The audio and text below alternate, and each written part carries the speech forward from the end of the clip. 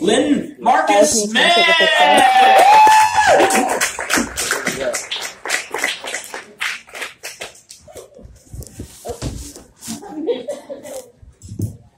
Howdy. So, I have this notes because of this. I call it AO. You know, not like Tony Danza, really cool AO. Accidental oopsies is what I have. So what that is like, every once in a while we all forget, right? But if you do it about 3,400 times in a row, all of a sudden the doctors don't want you carrying a gun. I get it. It's dangerous. But you know what they will let me do once every 4 years? Go pick a president. Whatever. Can't ruin that system.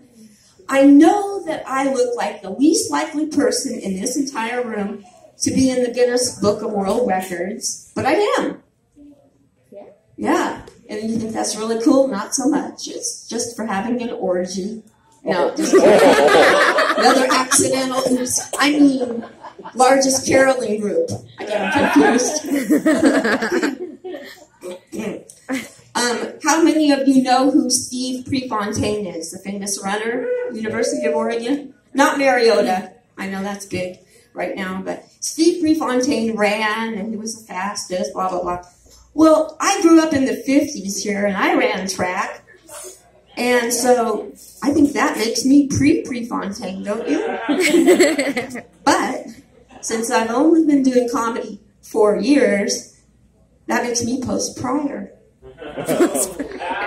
Gotcha. Hate puns. Sorry.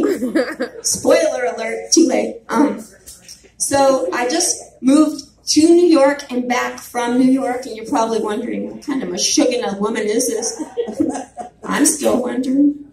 I moved there because when you're from Portland, you know, and you're straight and older, you know, like a naked bike ride. Can you picture me in a naked bike? Forget it. Bad idea. A drag queen festival? Yeah, it's not going to happen. Not in my lifetime. I support it, but I can't see myself going and doing it. And besides, I want to do comedy, right? I've got that passion. So where else? New York. So I got a wild hair. I grabbed a train. No, I didn't pull the train. I grabbed a train.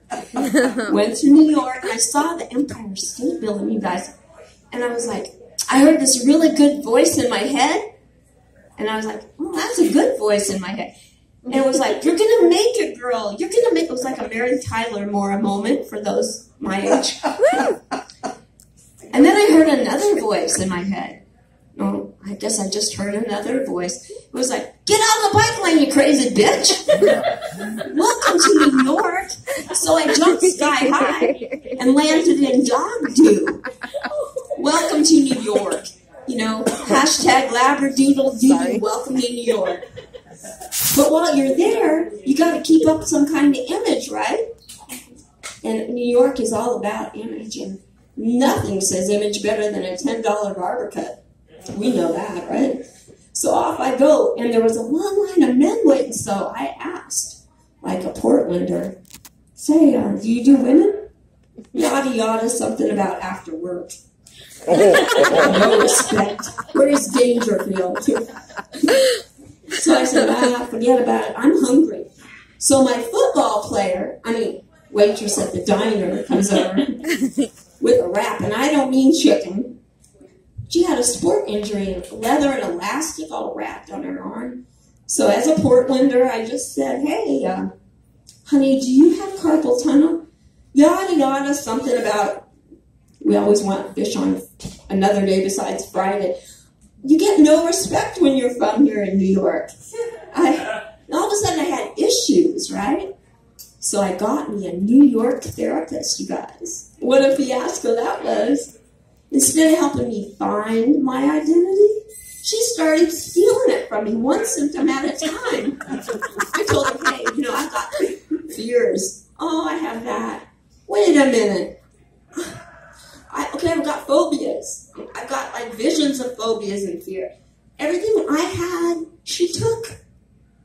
So I took her husband. No, I'm from Portland. We're passive aggressive. I just thought about it. But when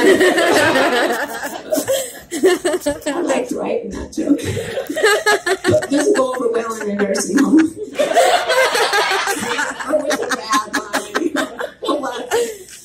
But when I thought about it, I was stealing her husband, I thought about it long and hard. Okay, I heard that. That's where I go south.